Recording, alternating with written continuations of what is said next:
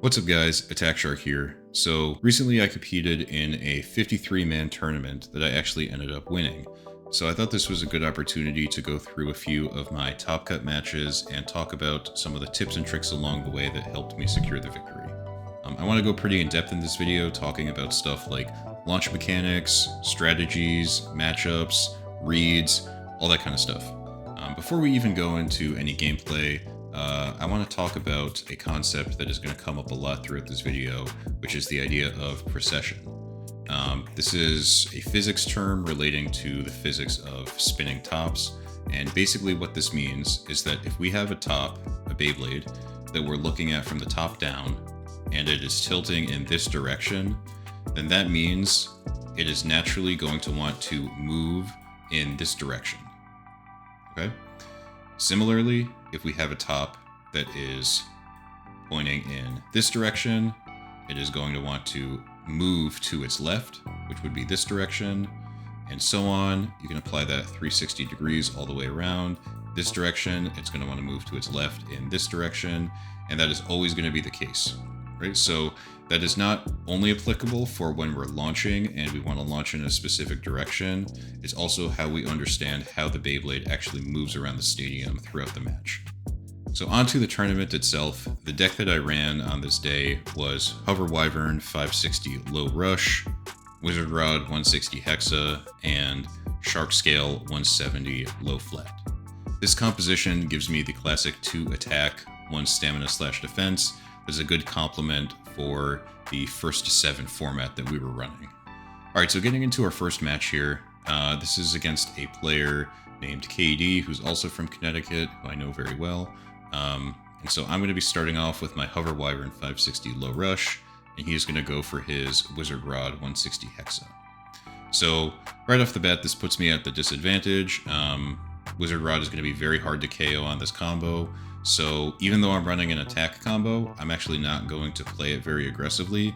Instead, what I'm going to do is I'm going to take a heavy tilt and basically look to, play safely and hopefully get up underneath that blade and disrupt the Hex a bit. Because if I can send it out into the rails, it's going to hopefully burn off stamina. It's going to go into a frenzy, and it might even end up self-KOing. So that's going to be the strategy here. I don't want to go for those big hits because more than likely, I'm just going to end up sending myself out. So let's take a look at what I do here. You see, that's what I'm doing. I've got a heavy tilt. Again, keep in mind the momentum that I'm giving it. I'm tilting, so it's going to be moving in this direction. So you see, because I've got that heavy tilt, it's going to have a lot of force moving in this direction. So it's really going to want to work itself all the way back up. And that is what ends up happening. I actually end up getting back above my opponent here and getting a nice hit. Exactly what I'm looking for. I get it up underneath that blade, send him into a frenzy. He starts going crazy, burning off stamina, extreme dashing, even getting close to self-KOing, but not quite enough. I'm able to slowly straighten out and bring it down to the spin finish. Do not end up pulling out the spin finish, but, I safely escape the matchup with only 1 point given up. So not a terrible start, even though it might seem like it. Alright, score is now 1-0. Moving on to the next matchup, I'm going to be going for Wizard Rod 160 Hexa versus his Phoenix Wing 360 Rush. Right now, I know he's on his preferred side, the B side. I know he is an aggressive player, so he is not going to go for that passive strategy, and rather he is going to look to get a big KO off on me, which he is very capable of doing. So as a result, I am again going to play very passively here. I'm going to take another heavy tilt that's going to push me out in this direction, look to catch the rail here, come up for a stall, hang out here for a while, let him take the aggressive start, burn off some stamina, performing some X dashes that will miss, and then once things have calmed down a little bit, that is when I'll hopefully drop down in to engage when I have the stamina advantage and hopefully the positioning advantage as well, dropping from above. So we end up making contact earlier than I want. I don't quite get the stall that I'm looking for. That is again why it is very important to practice your techniques and be able to execute them in bracket. But I do avoid the KO, but I'm still just burning off a lot of stamina, especially with my tilt here. He's kind of whittling me down, and get close to an extreme there, but not quite. We end up coming to the center, and he gets a couple nice hits under my blade that destabilize me and are enough to kill the rest of my stamina and win him the spin finish. So, not a great start here. That's a matchup I really expected to win. And now we're going to move on to the Shark Scale Mirror. So, not a huge point deficit at this point, but definitely not a good place for me to be in with a 2-0 deficit. So, again, Shark Scale Mirror. I know he's an aggressive player. I know he wants to play this matchup aggressively, which is actually not a bad thing for me because he's on 560 low rush here, which is going to have much better stamina. It's going to be a lower blade, so he's going to be able to defend better. He's going to be able to get up underneath me better. So really, he's got every advantage going for him here. As a result, I am going to play a little bit more passively. What I'm trying to do here is kind of land up here. I'm not really looking to stall. What I'm really looking to do is let him engage me first, where I'm in the better position. Hopefully I'll get a nice deflective hit where I'll be able to lock into this rail and just send him off to the extreme zone, but we're going to see if that's what happens. That's not quite what happens. I don't get the hit I'm looking for, and I end up stalling a little bit. He's able to come sweep me off that stalling position and send us both into a frenzy.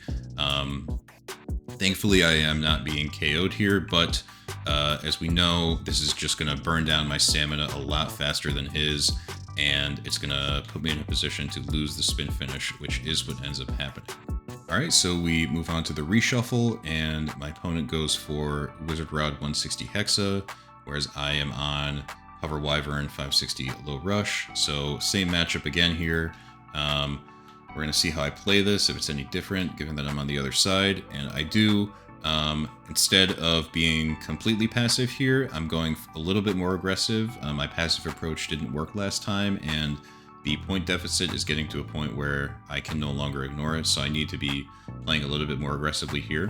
What I'm doing is I'm not stalling at all here. I'm just looking to drop straight in, look to engage early on. I'm setting up my angle of tilt so that it's going to want to push me in this direction. What this means is if he hits me at any point, I am going to be sent up into the rail here and hopefully be able to come around for an extreme dash.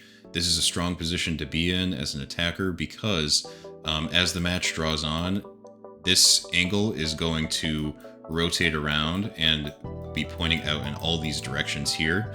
So basically for the entire first half of the match, if he hits me at any point, I am likely to be sent into this rail and liable to come off in an aggressive pattern off the extreme rail and hopefully get a KO. So a little bit more aggressive here. And again, that is more likely to happen given that I'm now in the center looking for that contact. So again, you can see I'm starting to kind of enter that aggressive pattern. He ends up tagging me right off the rail here. Nice deflection there. You can see his angle is pushing him this way, so he's able to tank that hit nicely without much recoil, whereas I am now disrupted greatly and sent into the pocket. But thanks to the shape of Hover Wyvern, I am able to return, though my stamina is too low to do anything significant, and the battle is just going to draw to a spin finish. So at this point, score is 4-0, and I am now really starting to sweat. I'm in a major deficit here. I really need to turn things around for myself, or they're not going to be looking good. I go for Wizard Rod 160 Hexa. He goes for, I believe, Shark Scale. So again, I'm expecting the aggressive play here, and I'm just looking to play around that. My goal is to launch over here, catch the rail, come up here and stall him out.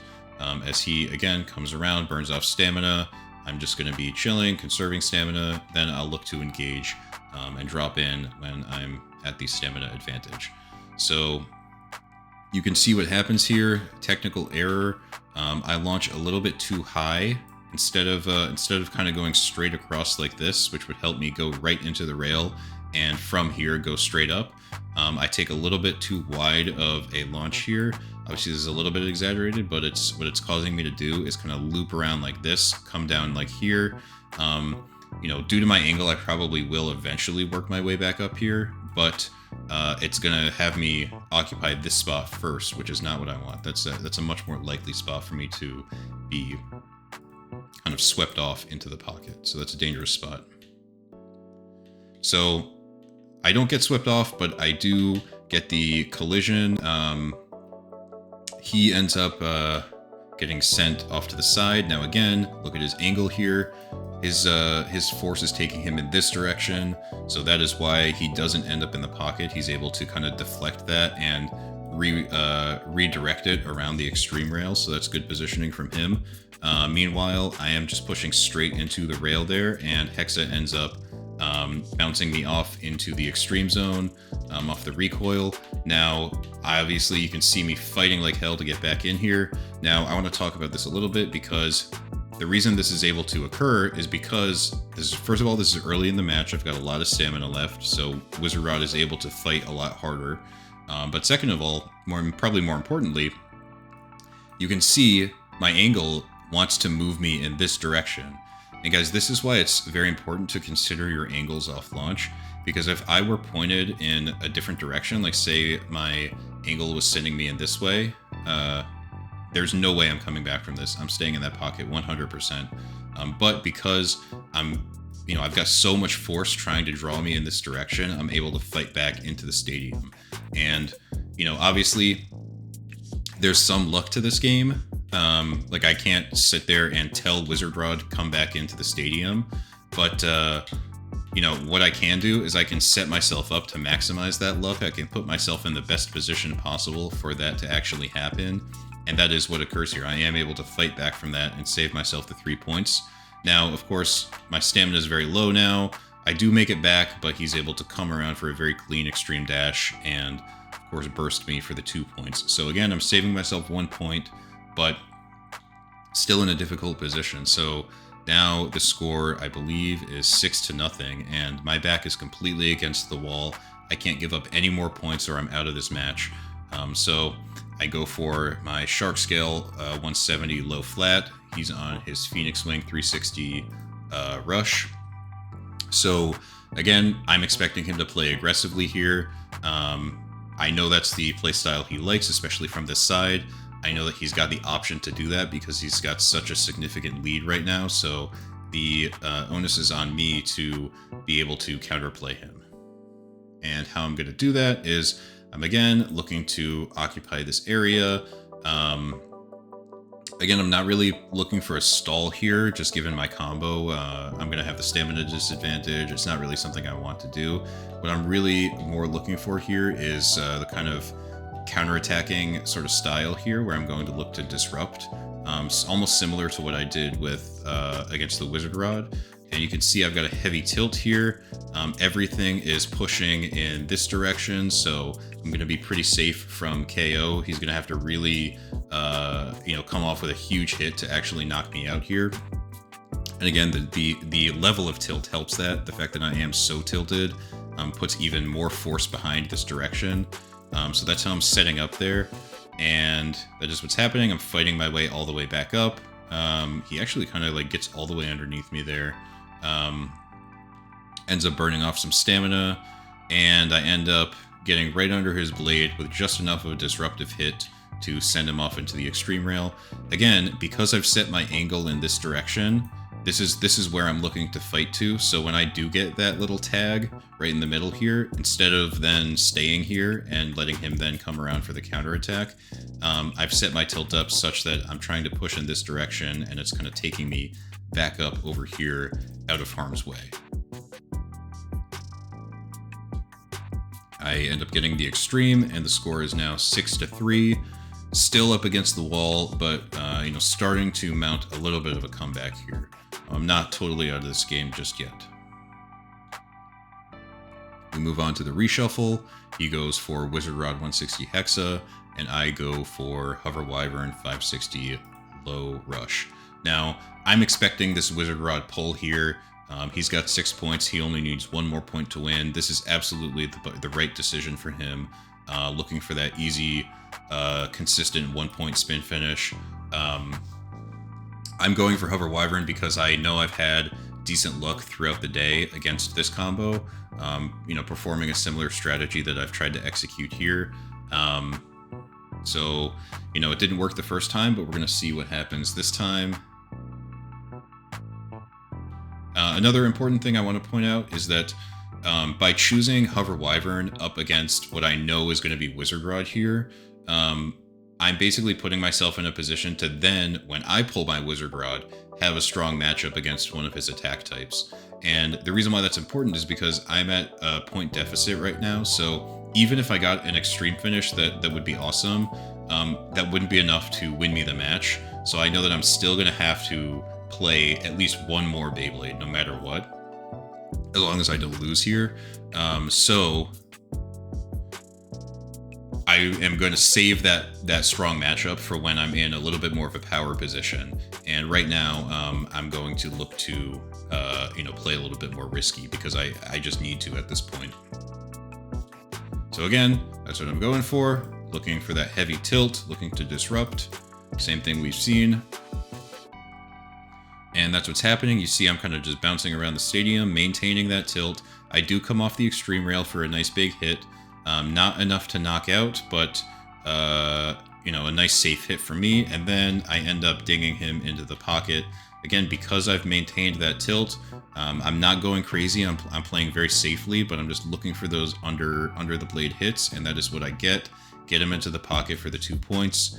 Score is now 5-6, and now it's a close game again.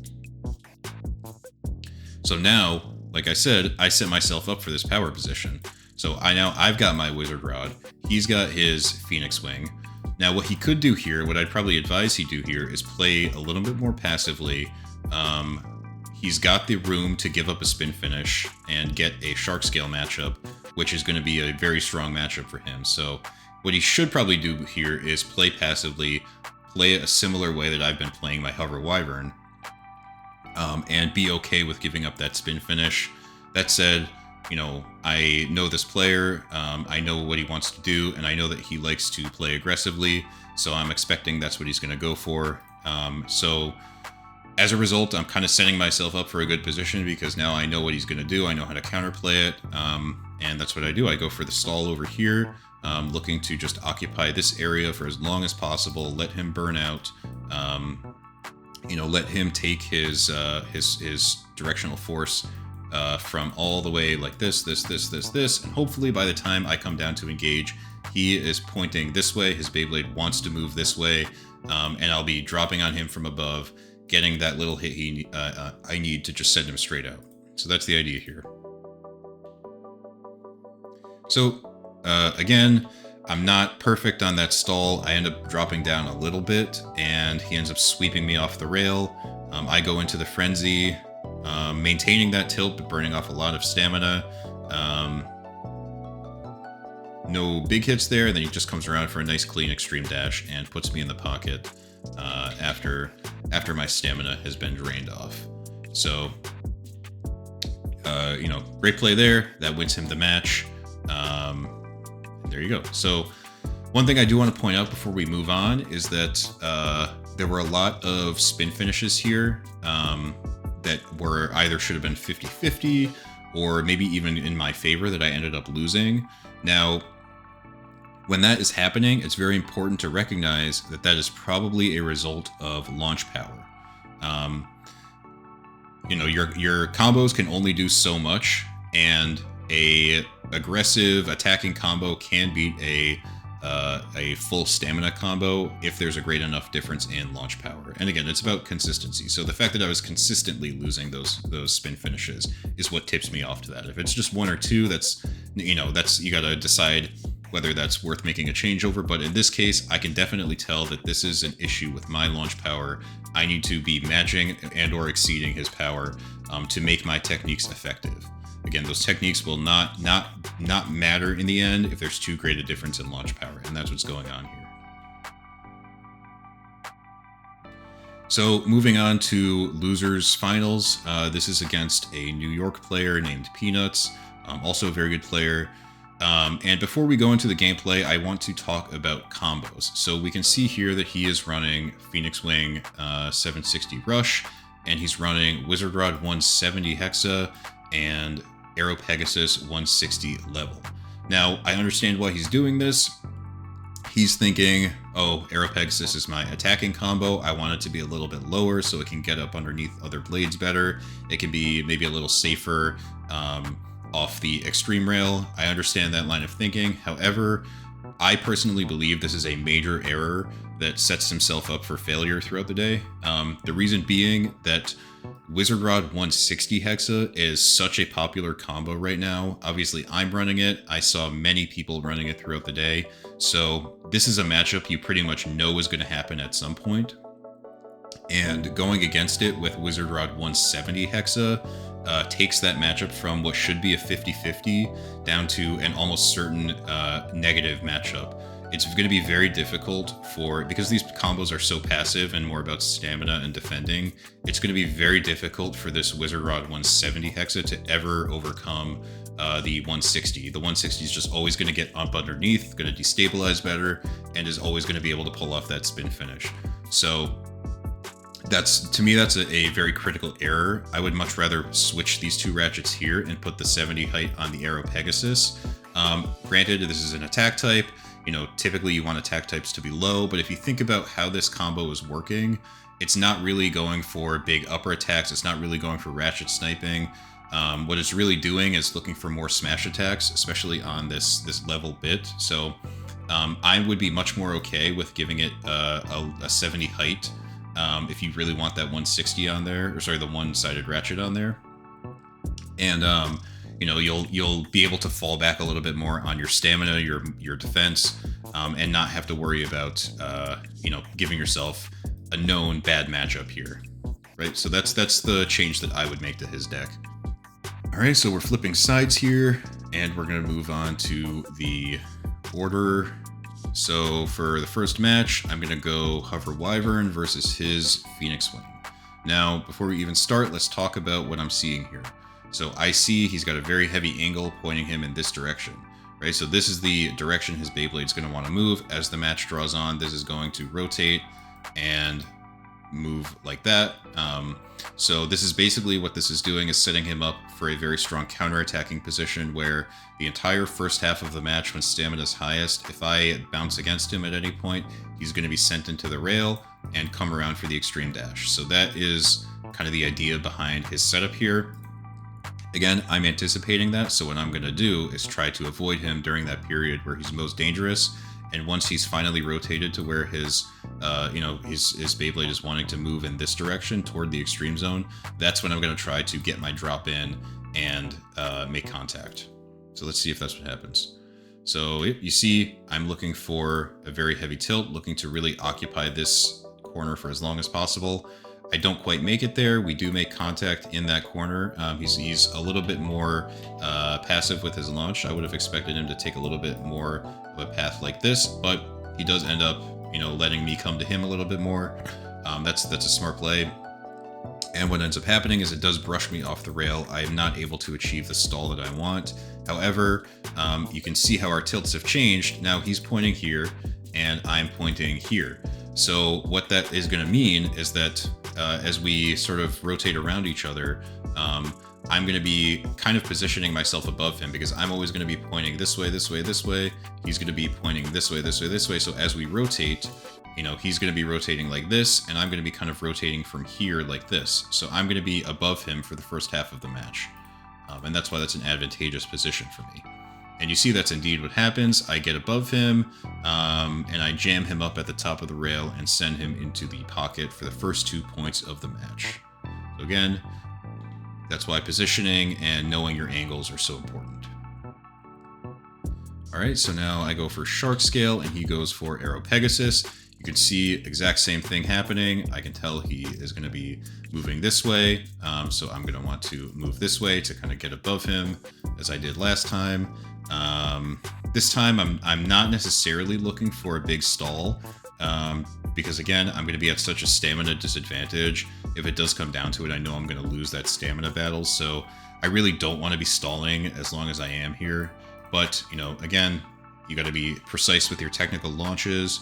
I end up stalling for a little bit too long, giving him an opportunity to come up and stall on this rail over here.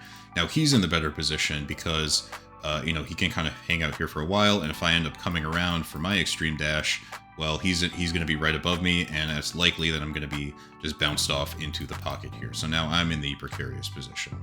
But, you know, I've given myself a proper angle. I'm not, I'm more kind of oscillating between here with my momentum pushing me in this direction. So I'm not yet coming around for that dash. So that's, again, I've set myself up properly for good engagement here. You see I'm starting to kind of sweep around like this. Sweep around, come back up, sweep around, come back up. So that's a nice pattern for me to be in here. But right here, he makes just enough contact to disrupt me. It sends me up over the lip.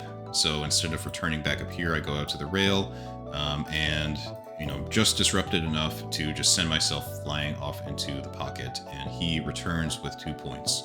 Score is now 2-2. All right, I decide to stay on the same side, and I bring out Wizard Rod versus his Wizard Rod. Again, this is an excellent matchup for me. He's going to really be fighting an uphill battle to challenge me on this. My goal is basically just to get up here, stall him out a little bit.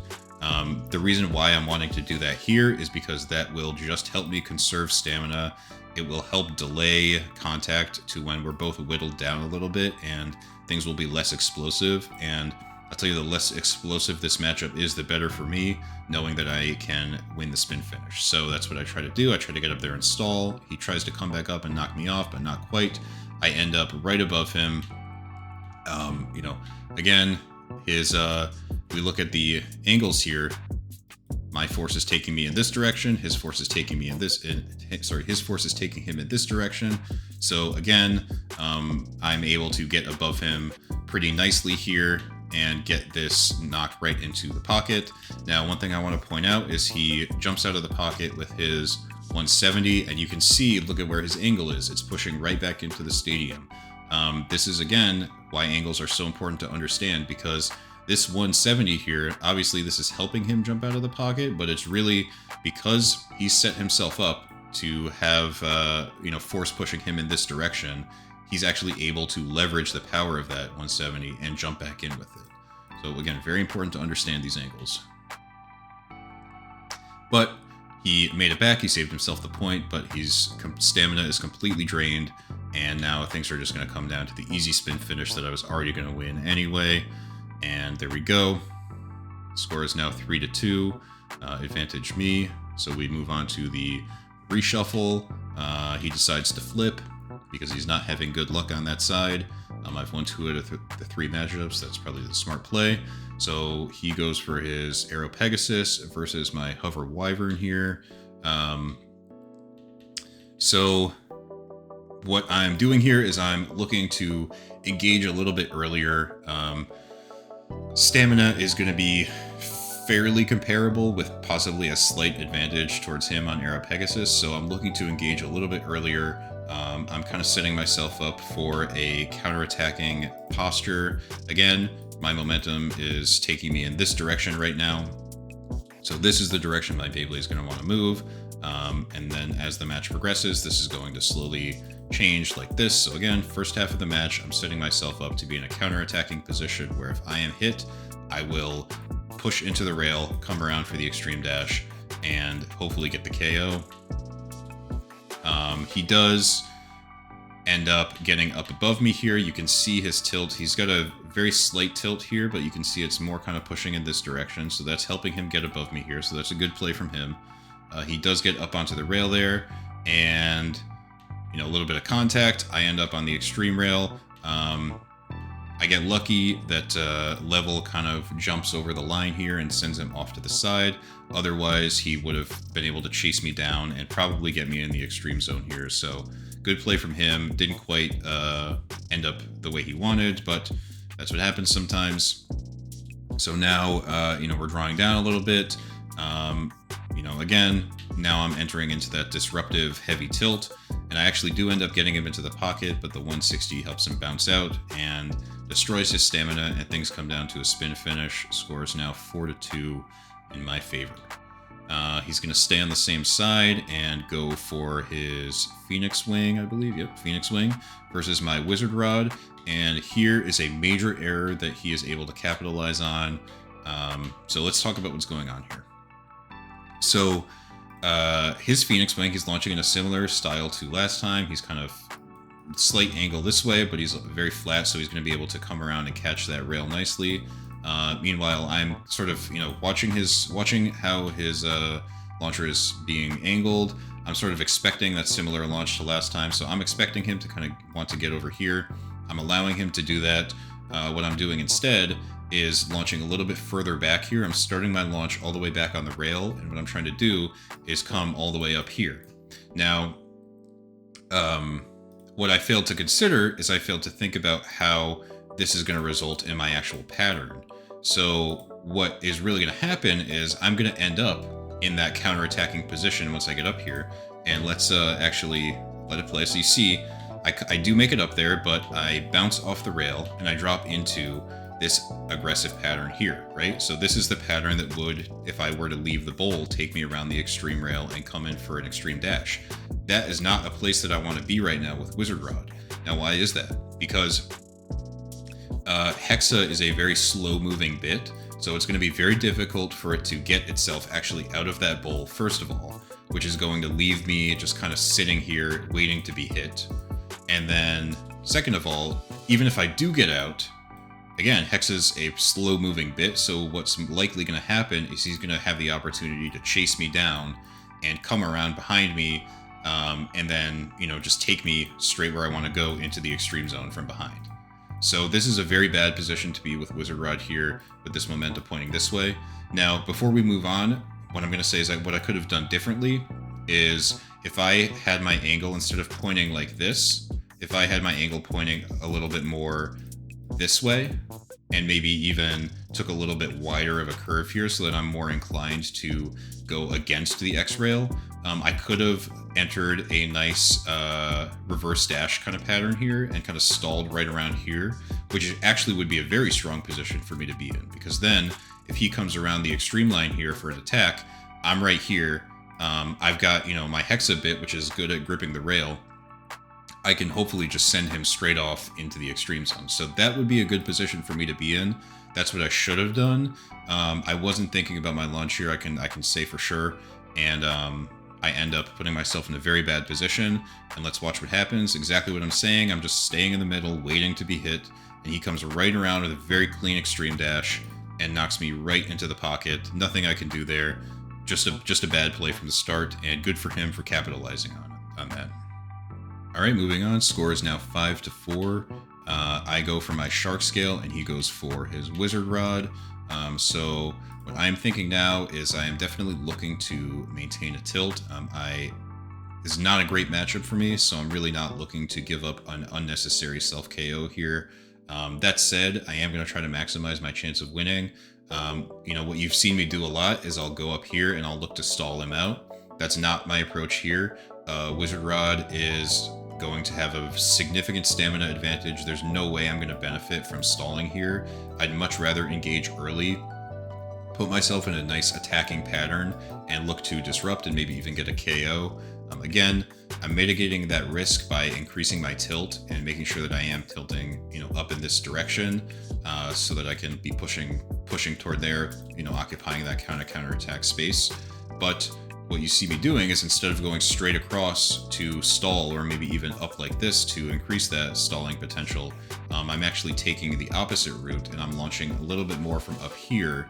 And due to the curvature of the bowl, what that's going to do is that's going to help me fall into that aggressive pattern that's going to take me along the extreme rail more than likely, and help me come off with those big hits that I need right now. So you see that's what's happening, entering that aggressive pattern and knocking him right out. getting a nice hit, exactly what I'm looking for. So score is now 6-5. I'm at the advantage. I now only need 1 point to win. We both know that. So, you know, what does that mean? That means I'm going Wizard Rod here, no doubt.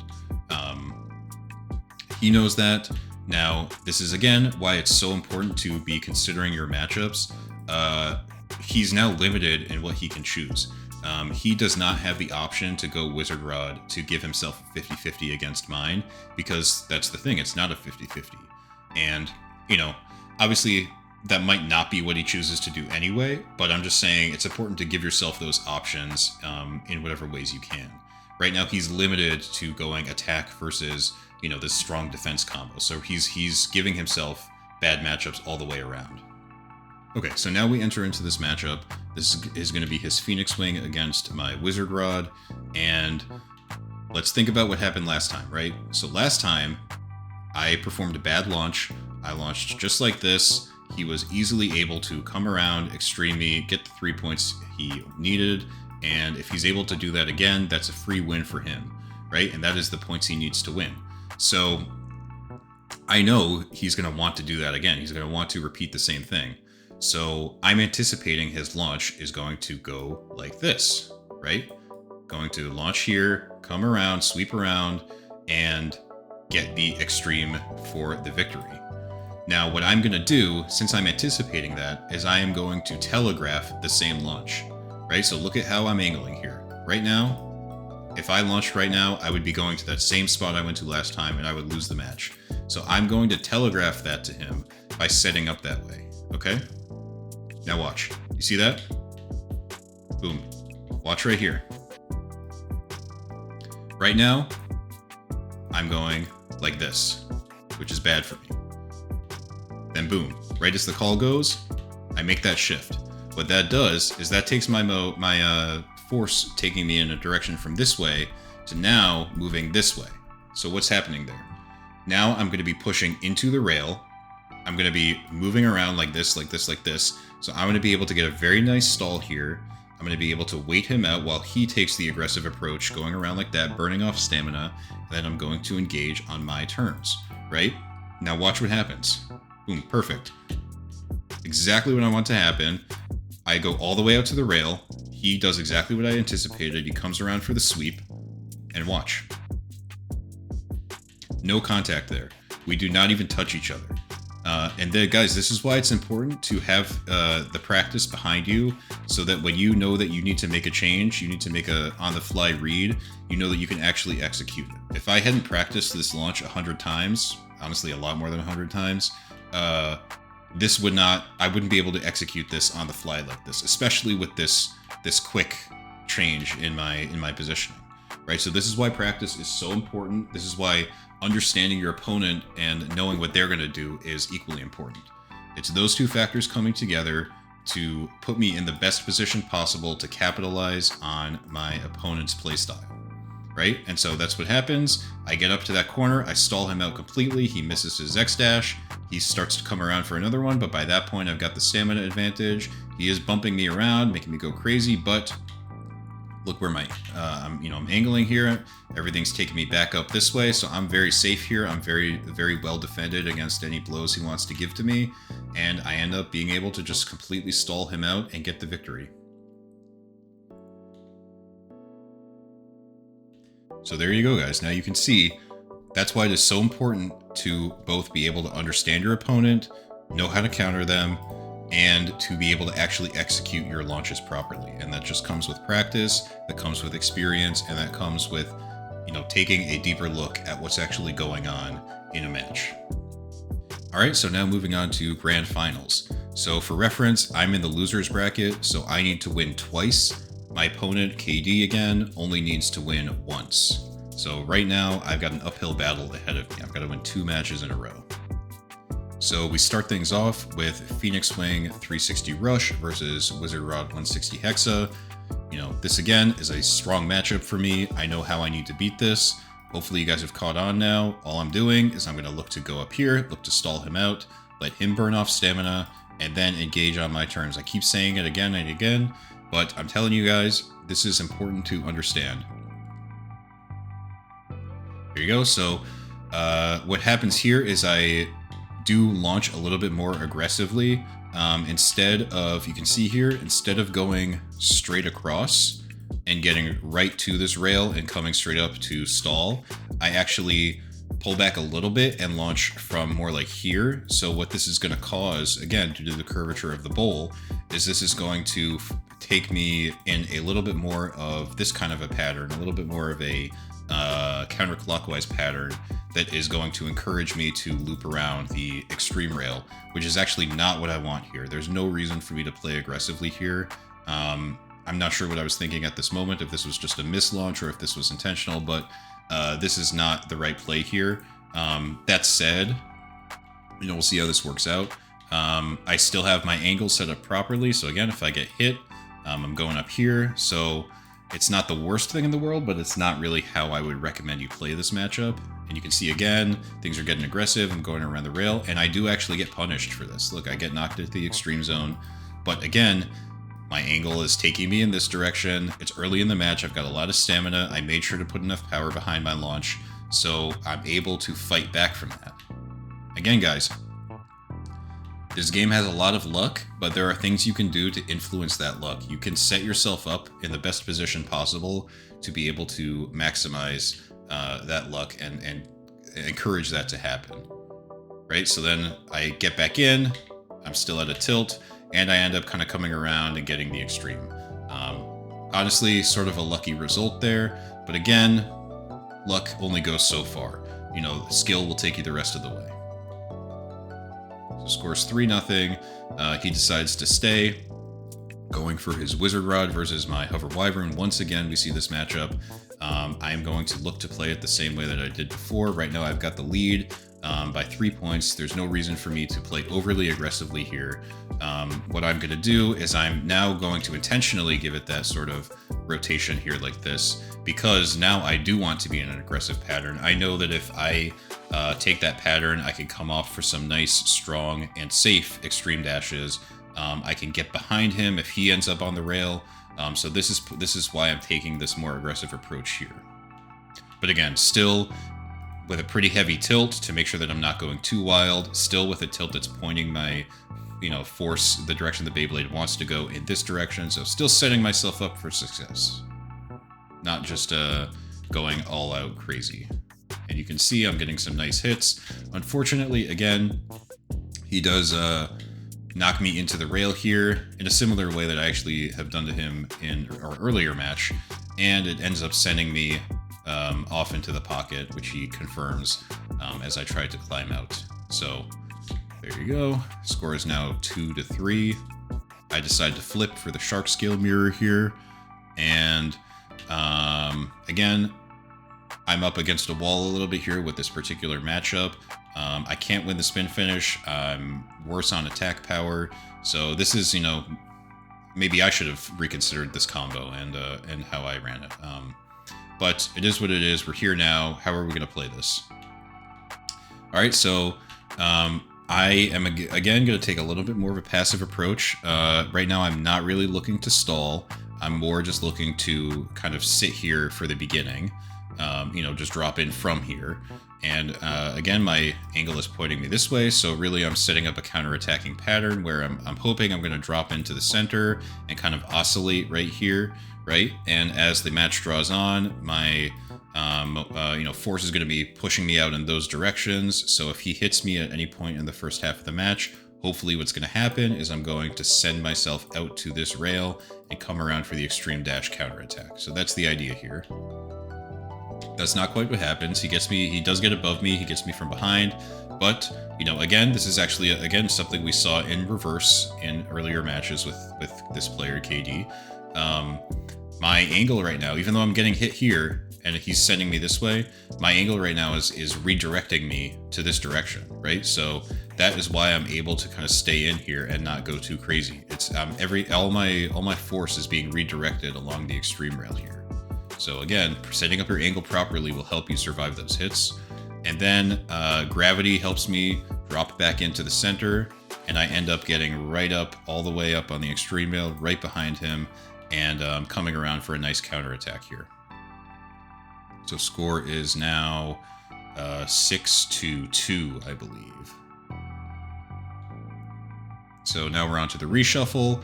Once again, you know what I'm going for. Wizard Rod Hexa, I don't even need to see it. He is going to go for his Phoenix Swing 360 Rush. Again, this is not a bad choice for him at all. He is at a large deficit right now. He can't give up anything, so he needs to play aggressive. He needs to confirm these points here. Meanwhile, I have the option to play as passively as I want. That's exactly what I'm going to do. Take the same approach that I always do against this matchup. Come up here, stall in this corner, just wait him out, let him burn off the stamina that he wants to, and then engage on my terms. You know, this is an example, guys, of something that I preach, which is to play proactively until your opponent forces you to play reactively. You see, I then, totally stall him out, get a nice disruptive hit. He ends up getting sent into the rail and off into the pocket for the 2 points that I need to win this match. Now, again, guys, like I said, play proactively until your opponent forces you to play reactively. If what you're doing is working, you have no reason to change it. Let your opponent be the one who has to make the change. You just keep doing what is working, and as long as it's still working, keep at it. So that gets us the bracket reset, and we are now on to bracket reset grand finals. This is for all the marbles. Whoever wins this next match is going to be the winner of the tournament. Alright, so after the reshuffle, we find ourselves with the Wizard Rod Mirror. Now, how I'm going to play this is a true 50-50. It's likely going to come down to spin finish. So what I'm going to try to do is maximize my chances of winning that spin finish, okay? And how I'm going to do that is take a similar passive approach that I've been taking. I'm going to launch up here. I'm going to look to stall for as long as possible. While I'm up here, all I'm doing is conserving stamina, making sure that nothing crazy happens, and getting whatever stamina advantage I can. Maybe he'll run around the extreme zone or the extreme line, burning off stamina. Maybe he won't. Then it'll just come down to a 50-50, but that's going to be my strategy here. And so you see I do get the stall I'm looking for. I'm up there, quite a long stall there, and look, I end up coming down right above him, get a nice big hit. Doesn't get any kind of knockout or anything, but it does a lot to damage his stamina, and now it's just a matter of letting this match finish out for the 1 point spin finish, which I have the significant advantage towards with those plays. Alright, so scores 1-0, he decides to stay, and he goes for Phoenix Wing versus my Hover Wyvern. Now again, I know he's on his B side, he's got his Phoenix Wing, he's going to want to play this aggressively, okay? And what I'm going to do is do what I've been doing this whole time. I'm going to play passively to counter him. I'm going to come up here, like I keep doing every single time, point all of my force moving this direction, this direction, this direction, this direction, while he is over here burning off stamina, angling, and actually he is kind of more in this direction, so I'm not a huge advantage over him in terms of angle, but still something. And I'm just gonna wait for him to burn out, and then look to engage again, as I keep saying, on my terms. I get an excellent stall here, up there for a very long time, conserving a lot of stamina, drop in on him, get some huge hits, and just toss him around, get the spin finish that I'm looking for. Score is now 2-0, and we move on again to the Shark Scale Mirror. So again, I know I can't win the spin finish here. I'm going to be playing this a little bit more aggressively. I end up kind of getting up here again. I'm being a little bit more passive than I probably could be, but it's not a bad thing. I'm just setting my angle up for this direction. I'm kind of letting him come to me, not looking to do anything crazy, not looking for any big hits here, just kind of playing passively and letting the match play out as it does. If I have to give up a spin finish here, I'm okay with it. Thankfully, I end up getting a hit under his blade, which ends up sending him into a frenzy again. Because I've set up my angle here, look what happens. I get the touch I need, and instead of hanging out here, because my angle is sending my force in this direction, I get that touch I need, and then I recoil into safety, which allows me to completely avoid his attack while he self-extremes, right? So again, that is my angles and setting up properly. Alright, score is now 5-0, and after the reshuffle, You already know what I'm doing. I'm going for Wizard Rod here. Now, why do I choose Wizard Rod when I need 2 points to win? Well, I know that for him to beat my Wizard Rod, he's got to play aggressively. Again, this is a sort of the reverse of the position I was in with him. He could have gone Wizard Rod to get himself the 50-50, but he's at such a large point deficit right now that he needs to make something happen to come back. And what happens when you play aggressively is you risk self-KOing and giving up 2 or more points. So we see that's what happens. I go for the stall once again. I do get it, but he does sweep me off. I get knocked into the extreme zone again, but like I keep saying, take a look at my tilt. It's kind of pushing me in this direction, so it's doing a lot to fight its way back into the stadium. Again, you set yourself up for success. Like I can't tell Wizard Rod to come back here, but I can do everything I can to give it the best chance to do so. And that's what I do. End up coming back, and collision on the rail. End up sending him into the pocket, and that is the 2 points I need, exactly like I planned, and that is game, and now I have won the tournament. Alright, so a few final points I want to touch on. First thing is know your angles. You can see how important it is that I'm setting myself up with those good angles that are going to help me maximize the luck potential of the combos that I'm running. It's going to help you understand your positioning, know where to go in the stadium, know how your Beyblade is going to move throughout the stadium, help you get an edge over your opponent based on their positioning. It is just the basic fundamentals that dictate the majority of how this game plays out. Second thing is be able to identify when there's a power difference and know how to respond to it. My first match with KD there was definitely a difference in power that I was struggling to make up for. I was losing a lot of those matchups I probably shouldn't have been, just on that alone, even if I was using a better strategy, it wasn't mattering because there was not enough power behind my launch. The second time we met, I made sure that didn't happen again. I gave it the power I needed, and my strategies were able to carry me to the victory. Next thing is, you can tell how beneficial it is to be able to adjust to your opponents on the fly. The more you can pay attention to what they're doing and what's working for them, what's not working for you, the better you can adjust and make a play to counter it. The flip side of that is to play proactively until your opponent forces you to play reactively. If what you're doing is working, there's no reason to change it. Make your opponent be the one who needs to change. The last thing is to practice your launches. The more you practice, the more you understand the game, the more you understand the mechanics of launching, and the better you're going to be able to execute your techniques in an actual match. You saw how many times I had the right idea with what I was doing, but my execution was just slightly off, and it ended up putting me in a bad position that I was punished for. It's one thing to know how to adjust to your opponent, it's another thing to be able to actually do it. And if you need to make on-the-fly adjustments, quick reads, stuff like that, the more comfortable you are replicating specific launches and understanding the mechanics behind launching, the better you're going to be able to perform in a match. Alright, so thank you guys for watching this competitive analysis video. If you liked it, if you want to see more of it, please let me know in the comments.